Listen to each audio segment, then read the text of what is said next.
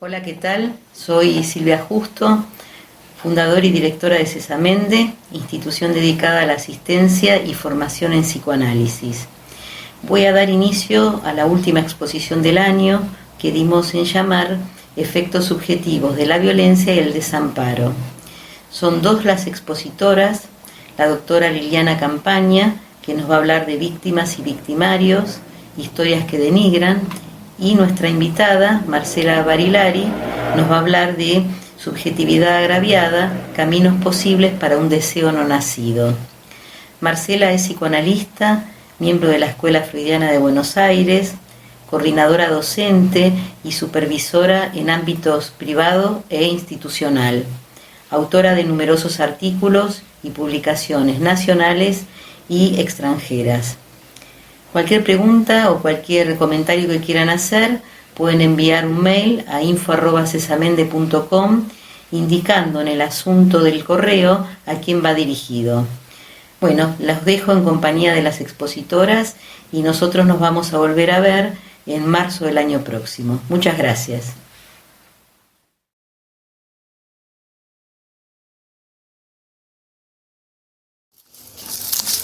Hola, ¿qué tal? Yo soy la doctora Campaña, Liliana, médica especialista en psiquiatría. Y hoy intento en esta exposición compartir con ustedes algunos conceptos sobre el maltrato en las relaciones. Estas acciones sórdidas y perjudiciales que llamamos abuso nos muestran que no solo las experiencias sanas, entre comillas, confirman lo humano, y también nos enseñan quiénes somos y hasta qué punto las infamias se hallan próximas a todos nosotros. Sabemos de una violencia cultural que crea un marco legitimizado de la violencia a través de simbolismos, lenguajes, ideas, grupos extremistas en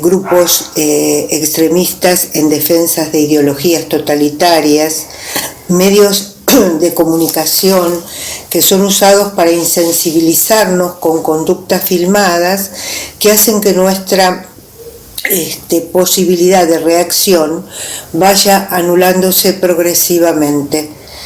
Comunicar siempre es, sin lugar a dudas, una determinada manera de actuar sobre el otro o los otros. Vivimos inmersos en una violencia constante. En sus estudios, Foucault analiza las relaciones de poder. Refiere que la impunidad está ligada al poder, y el poder no es algo que posea la clase dominante, no es una propiedad, sino que es una estrategia. El poder no se posee, se ejerce. Concepciones estas que propician acciones francamente abusivas y favorecen ideas y prácticas de injusticia, modalidad que se ha extendido a las familias en las que algunos de sus miembros gozan de cierta impunidad y no tienen que responder por sus actos aun cuando estos perjudiquen a otros. El concepto de abuso puede ser amplio y no se agota en el consumo adictivo de una sustancia ni en la experiencia de la agresión sexual. Las personas podemos abusar de sustancias y de otras personas y no solo sexualmente. Lo que el abuso implica siempre es una persona que ejerce poder en la relación afectada, tal que coloca al abusado o a la abusada en la condición de objeto y no de sujeto.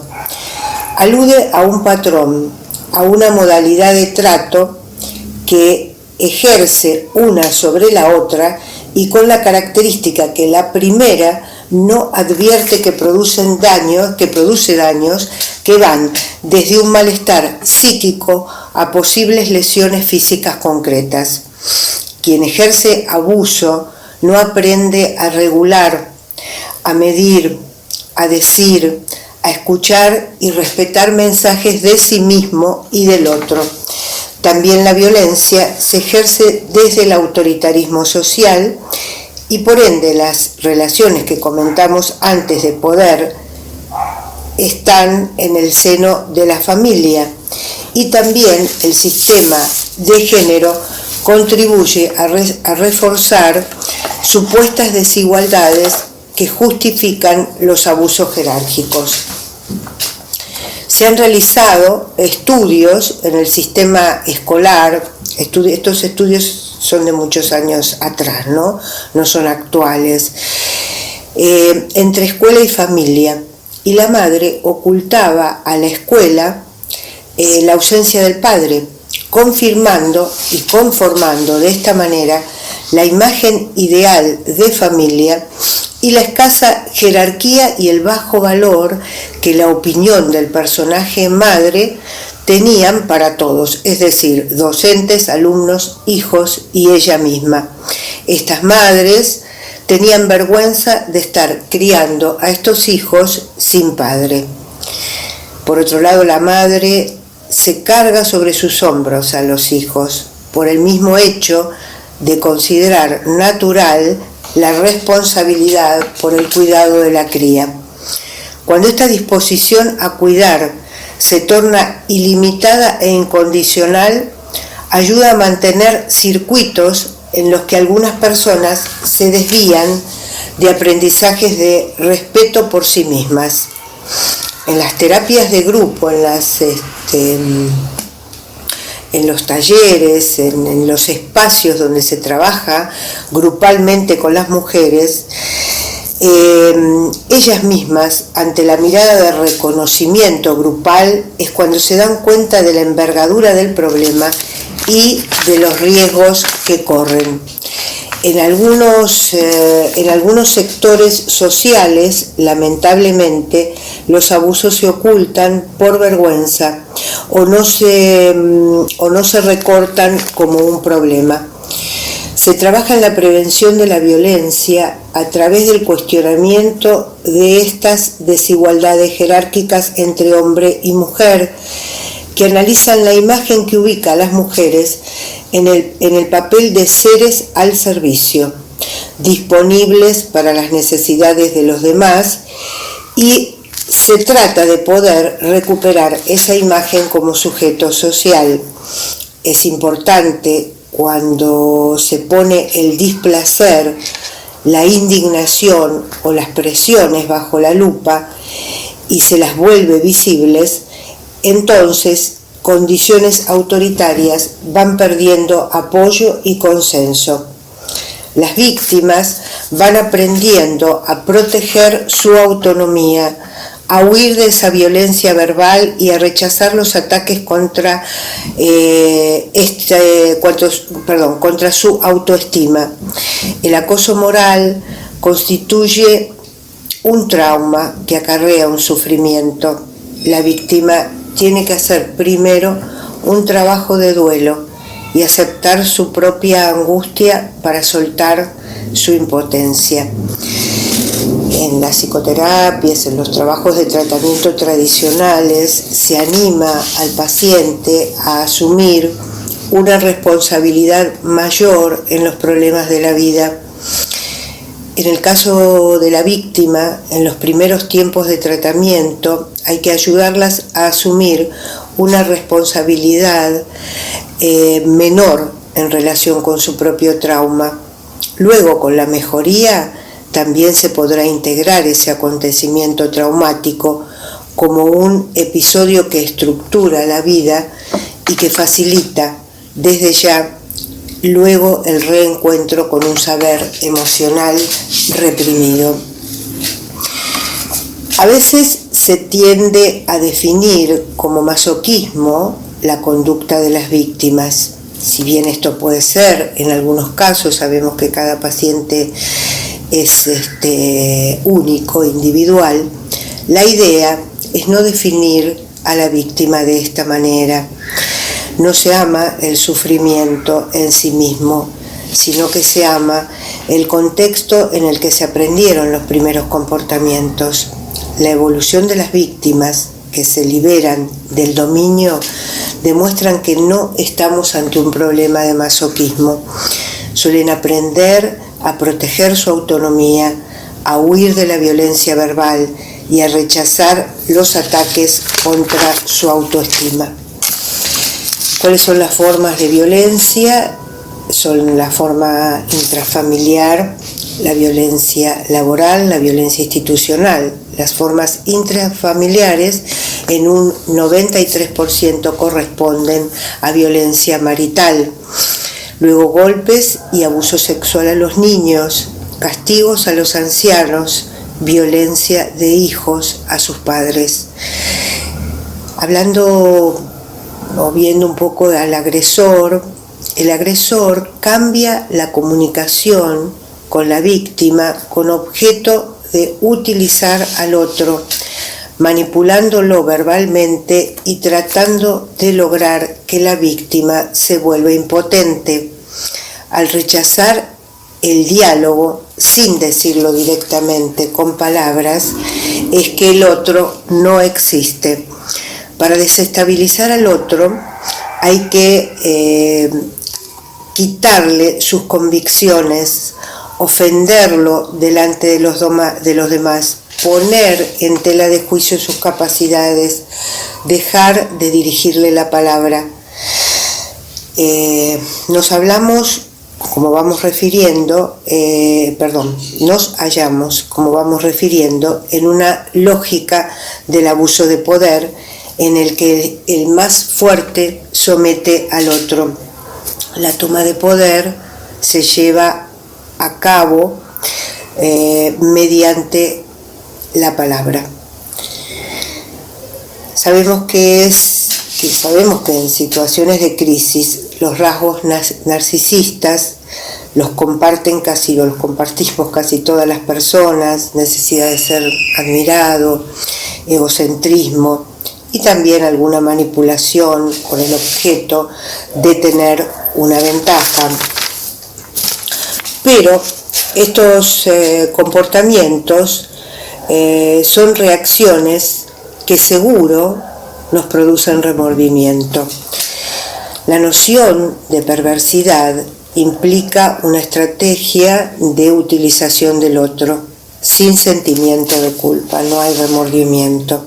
De más está decir que los agresores y las humillaciones se vuelven a vivir para la persona víctima a través de imágenes, pensamientos, emociones intensas, causando cuadros de todo tipo: psicosomáticos, insomnio, depresión, consumos de sustancias, etc.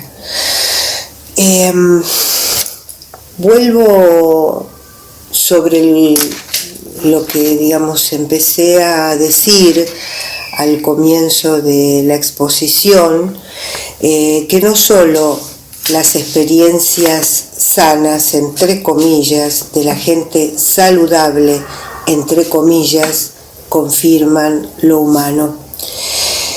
Estos pacientes también nos enseñan la enorme capacidad de cambio que puede tener un ser humano y que aún nosotros, siendo terapeutas, necesitamos poder seguir revisando en relación a nosotros mismos y en relación a la posible salida saludable de estos pacientes.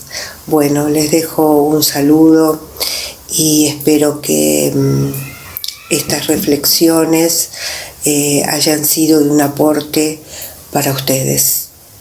Buenas tardes.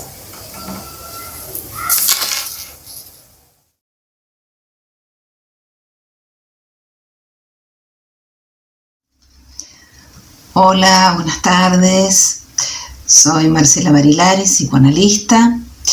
Le agradezco a Silvia la presentación y además la gran oportunidad que muy generosamente me da Cesamende a través de Silvia, fundadora y directora, que me convoca a compartir con todos ustedes una excelente oportunidad para trabajar las preguntas clínicas, porque de esto se trata. Estamos habitados por la pregunta, que por supuesto señala la gran falta en el camino de la clínica y de la posible formalización. Bien, este ciclo que organizó Cesamende se llama Efectos subjetivos de la violencia y el desamparo.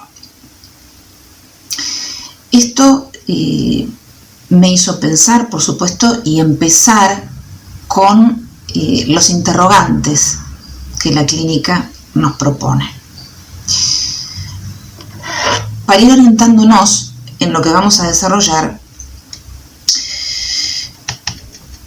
empiezo a comentarles algunos. Uno es: ¿qué nos legitima para instrumentar nuestro acto? ¿Qué tipo de intervenciones hallan eficacia en sujetos cuyo confín es el dolor? Cuando el amor que habita en un sujeto se revela impotente para detener el sufrimiento, ¿qué otra superficie podríamos buscar para intervenir? En este mismo camino, ¿desde dónde y cómo podríamos articular el saber en relación a la verdad? Bueno, interrogantes muy concisos y también muy generales que veremos en la particularidad de cada una de estas subjetividades agraviadas. El ciclo y estas preguntas me llevaron a pensar un articulador, que es el título que di en llamar para esta charla: Subjetividad agraviada, caminos posibles para un deseo no nacido. Entramos directamente entonces con la pregunta de ¿cómo nace el deseo? Me permitirán ir a las fuentes de la filosofía, a Platón y su banquete. Voy a leer apenas unos renglones de El origen de Eros, del nacimiento del amor. Dice así: cuando nació Afrodita, los dioses celebraron un banquete y entre ellos estaba también el hijo de Metis, la prudencia. Poro, el recurso. Una vez que terminaron de comer, se presentó a mendigar, como era natural al celebrarse un festín, Penía, la pobreza, y quedóse en la puerta. Pero entre tanto, como estaba Poro embriagado en néctar, porque todavía nos aclara Platón que no existía el vino, penetró en el huerto de Zeus y en el sopor de la embriaguez se puso a dormir. Penía entonces, tramando, movida por su escasez de recursos, hacerse un hijo de Poro, el recurso, se acostó a su lado y concibió al amor. Por esta razón el amor es acólito y escudero de Afrodita, por haber sido engendrado en su natalicio, y a la vez enamorado por naturaleza de lo bello. Pero como hijo que es de Poro y Penía, el amor quedó en la situación siguiente. En primer lugar, es siempre pobre y está muy lejos de ser delicado y bello. Por el contrario, es rudo y escuálido. Carece de hogar, en el suelo y sin lecho. Por la condición de su padre, acecha a los bellos y a los buenos. Es valeroso e intrépido. Es apasionado por la sabiduría y fértil en recursos. Filosofa. No es mortal ni inmortal. Se encuentra en el término medio entre la sabiduría y la ignorancia. Bueno, este bellísimo pasaje que da origen al amor, a Eros, Lacan lo va a tomar en el Seminario 8, lo despliega realmente de una manera maravillosa, haciendo un detalle de las estructuras de cada uno de los invitados al banquete, que iban a ser un encomium, se llamaba un elogio del amor. Y de allí que este amor no es exactamente el amor que va a tomar Lacan luego en el seminario 20, sino que se descompone algunos de estas cualidades que aparecen aquí en deseo. Es decir, que Eros, recuerden, para los que hayan podido leer un poquito el seminario de la transferencia, el 8, se cualifica en qué tipo de relación tiene un sujeto a la falta. Entonces, allí Lacan va a describir que Eros puede ser amante o amado. Es decir, poder tolerar el ser el alma del otro, cosa que Sócrates no quiso, no toleraba. Sócrates andaba, el personaje, ¿no?, seduciendo, digamos, por la polis a todos, pero no toleraba ser el amado de nadie. Él decía que, por supuesto, digámoslo desde hoy, cotizaba mucho más ser amante, es decir, apostar a jugar la falta en lo real, que en ser objeto de fascinación y adoración. Digamos que fue criticado un poquito de estar en una posición muy extrema de la histeria, ¿no? Pero de lo que nosotros podemos deducir en este pequeño recorte del origen, del relato del origen de Eros, es que el amor es producto del entramado, del recurso en la falta. Es decir, que Eros clásicamente es hijo de la castración.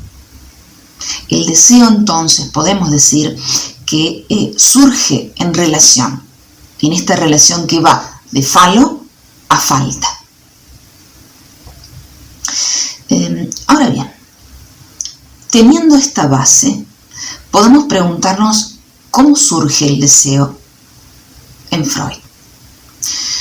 El punto de partida sabemos que lo designa en interpretación de los sueños, ¿no?, donde hay varias alusiones al deseo, pero básicamente una que tiene que ver con la interpretación de los sueños, ¿no?, que el sueño sería la realización desfigurada de un deseo infantil, sexual y reprimido.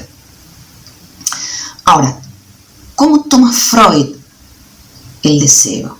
Recuerden que él lo va a dar también en relación a un mito que es el esquema del país invertido. Digo mito porque es realmente mítica el punto de satisfacción de la primera vivencia. ¿Recuerdan? Vivencia de satisfacción, donde se supone que hay una falta, hay un recurso, pero también hay un resto. Es decir, que el vacío que queda, freudianamente hablando, la diferencia que va de la satisfacción o el placer buscado y el placer hallado, nos va a dar esa pequeña diferencia que hace la primera huella del aparato psíquico trazada como un vacío, como una falta, y que va a organizar las sucesivas búsquedas y encuentros de otro tipo de objetos que puedan sustituir satisfacción parecida. Sabemos que en la sustitución, si bien hay un patrón de equivalencia que es patrón fálico, siempre hay una diferencia, no hay identidad en cada objeto. Sí hay identidad de lo que es la lógica, de la búsqueda y de la repetición. Ahora, en esta vivencia de satisfacción, lo que se marca es la huella de la insatisfacción, porque la satisfacción como tal está perdida, ¿sí? Entonces, la situación de deseo que se produce en un sueño es lo único que puede figurar esa pantalla que es del orden de lo preconsciente, es una pantalla de representaciones palabra, de tal manera que el sueño le brinda un soporte, un escenario de imagen y palabra para que se pueda proyectar una situación de deseo, porque no se realiza el deseo más que figurándolo. No hay tal satisfacción de deseo sino en el encuentro con su objeto, o sea, con falta, con la falta. Ahora, sin esta noción del inconsciente, vemos que no sería posible entender que un sujeto pueda acceder a una de sus verdades primeras, que son las que en general tienen un carácter traumático, depende cómo haya sido sostenido o sostenida la dialéctica de esos objetos de la equivalencia. ¿Y objetos de la equivalencia en relación a qué? Nos preguntamos. Bueno, así como hay un origen mítico de la vivencia de satisfacción, sabemos que el deseo es excéntrico a su satisfacción. Es decir, el deseo no se satisface con ningún objeto autoprocurado. Y ahí tenemos el otro gran mito, gran formador de lo que es el aparato psíquico en Freud. Y me refiero al magnífico texto del Proyecto, de 1895. Allí Freud nos hace una historia, un relato, con mucha parte, por supuesto, de lo que él viene, de la física, de la medicina, y se toma de varias disciplinas, ustedes las conocen. Voy simplemente a recordar que el cachorro humano no se puede sostener solo, sino que está a expensas de lo que Freud llama el complejo del prójimo. Es decir, que hay una dependencia total y absoluta a que un otro que sea persona, y además lo aclara Freud, adulto y que sepa de cómo asistir la indefensión de un ser viviente, de un recién nacido humano. Aquí hay otra gran aclaración, y es que de acuerdo a cómo haya sido esa asistencia del prójimo, van a resultar las cualidades morales futuras del adulto.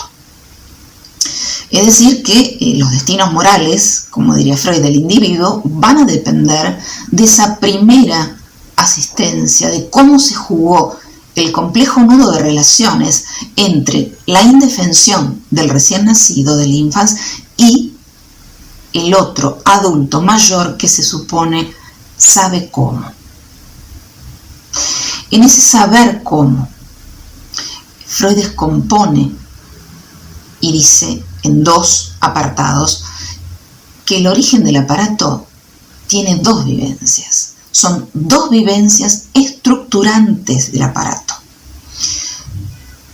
Cotiza mucho más una, porque es mejor, calculo, hablar de la satisfacción. Pero no terminamos, me da la sensación, de darle la importancia a la otra vivencia, que es constitutiva del aparato, que es la vivencia de dolor. ¿Qué de cada una? Bueno, rápidamente, la vivencia de satisfacción, bueno, nos abre paso a una cualidad que nos deja, dice Freud, el signo de amor que el otro asistió, de amor que el otro procuró en esa asistencia. Y por supuesto, los sentimientos van a ser del orden de la rebaja de energía, es decir, del orden del placer. Ahora, la vivencia de dolor, dice Freud, que deja un signo cualitativo que tiene que ver con el grito y con la constitución del objeto hostil. En esto va a trabajar muchísimo Lacan en el seminario de la ética. Digo, por si alguno quiere investigar por allí, lo va a encontrar. Ahora, en esta vivencia de dolor se constituye un objeto hostil, y podríamos pensar qué significa para un adulto un objeto hostil. ¿En qué consiste la hostilidad?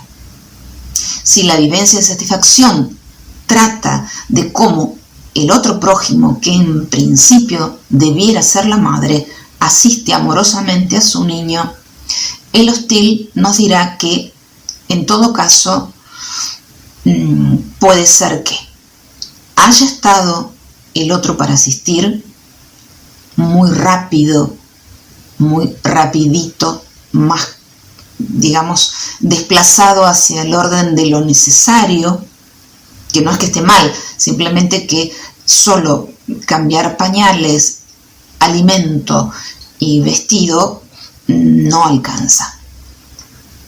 Pudiera ser esto, pudiera ser que la mamá no haya estado libidinizada lo suficiente en ese momento de nacimiento, contingencias y accidentes de la vida.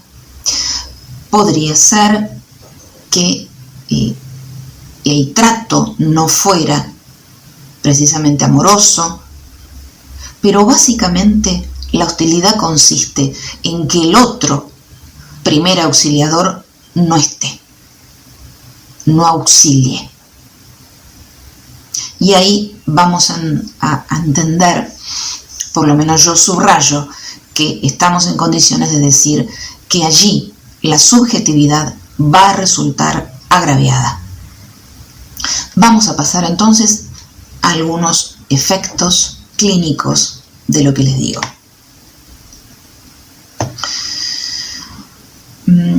Hace mucho tiempo pude entrevistar en otro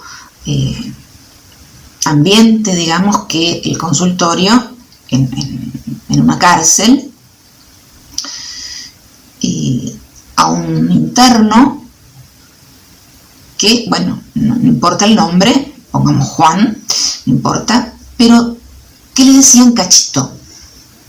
Cachito habla de un sujeto que robó y que en definitiva, cuando uno le empieza a preguntar cuándo es el momento en el que él empieza con su raíz delictivo, se le iluminan los ojos y empieza a contar sin quitar, digamos, ninguna cuestión de detalle, no obsceno, que bueno, su hermano habría muerto en un raid infantil a los 8 o 10 años, asaltando, subiendo, trepándose a un camión en movimiento.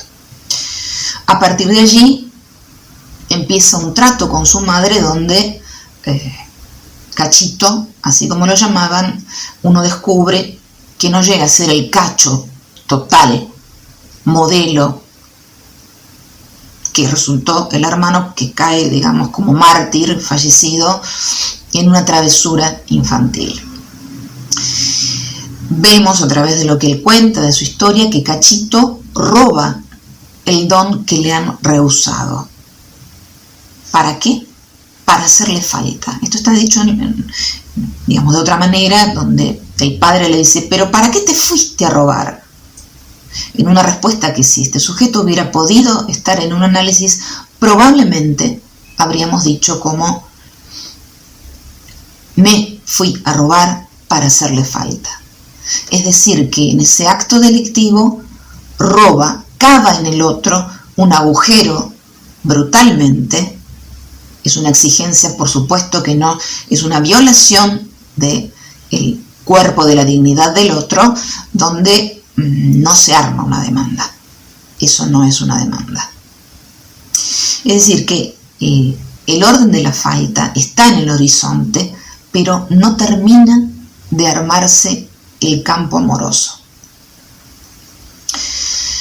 De este tipo de situaciones, sin ir tan al extremo, las subjetividades agraviadas también están, por ejemplo, cuando un sujeto que es producto, ¿no?, como ya saben, de una significación, el sujeto, un significante que representa al sujeto para otro significante, es decir, el sujeto, va a decir Lacan, que es el soporte de la cadena significante, es el espacio por el que pasan las equivalencias y se desliza en la metonimia los distintos objetos, hasta que haya un objeto tal que detenga ese movimiento metonímico que puede llegar a ser infinito si no se coagula en un objeto que sea significativo y representativo para ese sujeto. Es decir, allí donde el sujeto encuentra un enclave de fijación a otro objeto, ya estamos hablando de la fórmula del fantasma, estamos diciendo que la construcción de ese fantasma nos permite, primero, desasirnos de ese otro primer auxiliador como modelo para tomar el legado que me da, que es que el sujeto desea en tanto el otro es deseante. Porque el otro no solo es primer auxiliador en el sentido de dar de comer, asistir, donar la falta amorosamente, pues si no de otra manera uno no dona una falta, sino que el otro, dice Lacan, Seminario 5 y 6, básicamente es otro con mayúscula, porque es sede, lugar del deseo del sujeto. Es decir, que el sujeto desea en tanto el otro es deseante. Nosotros acá tendríamos que pensar si la dignidad del sujeto, que tiene que ver con el amor, con haber sido calificado, equivalente, fálico, freudianamente hablando, su majestad del bebé, podríamos pensar entonces que allí la significación fálica y la equivalencia de los objetos del don de la cultura, porque vivimos en la civilización, a veces no parece, pero vivimos en una significación fálica que circula, y no siempre, para algunos sujetos, que haya un objeto que represente la dignidad del deseante, no está dada de antemano.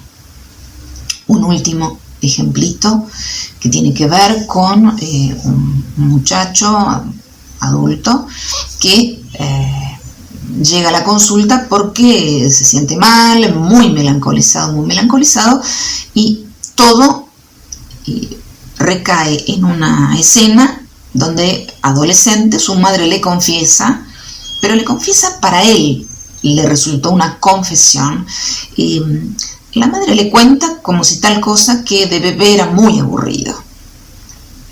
¿Cómo aburrido? Y me aburría, no hablabas, me aburría.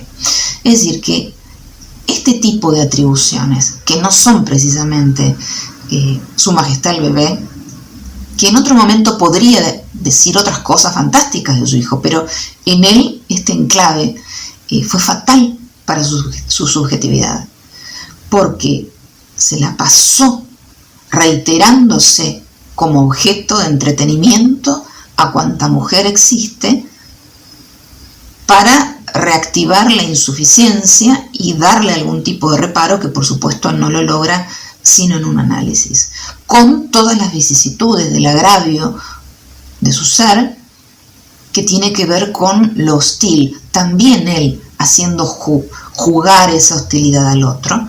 ¿Por qué? Porque en la transferencia sabemos que muchas veces esto se juega y termina en reacción terapéutica negativa. Es decir, esa hostilidad de gramaticalmente en la pulsión hacerse echar, literalmente hacerse cagar por el otro, hacerse eliminar del campo amoroso, muchas veces los pacientes, en el ámbito de la repetición, si no hay una contención suficiente transferencial, probablemente puedan romper el vínculo. Este es el desafío que tenemos de estas subjetividades agraviadas. Porque el deseo no nos obliga a jugarlo y hacerlo nacer, ponerlos en acto. Podemos tener, Podemos haber sido tratados en una lógica deseante, pero hay que esperar a las contingencias del segundo despertar sexual, donde, y un poco más también, hay estructuras que quedan en un impas y habría que ver si en esa puesta en acto del deseo se hace un acto de sujeto. Quiero decir, no es lo mismo, como dice Lacan en Seminario 5, no es lo mismo tener los títulos fálicos en el bolsillo que salir a comprarlos. Es decir, que tener el deseo no es lo mismo que ser deseante, que hacer un acto de sujeto y apostar a actuar con la falta. Bueno, algunas notas, habría muchísimo más por trabajar, pero vamos a decir algunos lineamientos por hoy. Bueno, muchas gracias.